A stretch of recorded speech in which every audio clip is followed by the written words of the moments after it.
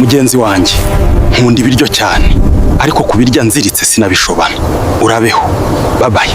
Niba mudukunda mukore subscribe, like na share ndetse na comment ku Bumenyi Buzima TV.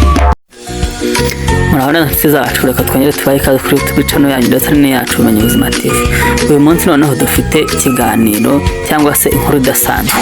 Aho mbere yuko dutangira kora subscribe, like, share na comment, ubundi ubane natwe muri ikiganiro kugera ku musozo. Reka dutangire noneho.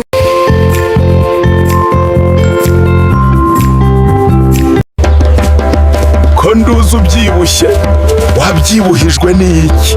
Ko jyewe nabuze ikintunga. Aho mba haba ibyo kurya byinshi.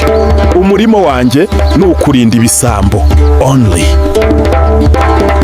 Kandi databuja arankunda cyane.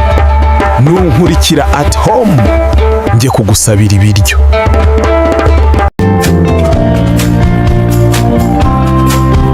Mbega ahantu heza. Uru rugendo ruraryoshye cyane, ni ukuri.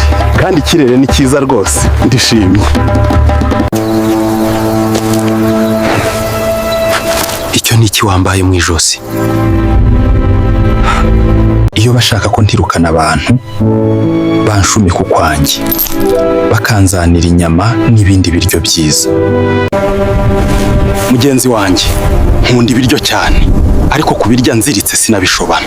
Urabeho, babaye. Genda, inzara nishaka izakwica.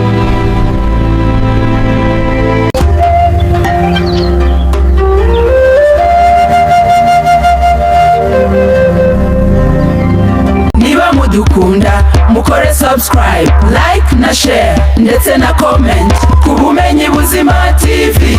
Niba mudukunda mukore subscribe, like na share ndetse na comment ku Bumenyi Buzima TV. Niba tugeranye hano wakoze kubana natwe, kandi niba ino nkuru yagushimishije cyangwa hari icyo ikwigishije, kora subscribe, like, share na comment, ubundi biganiro byo nakagaruka. Bye bye.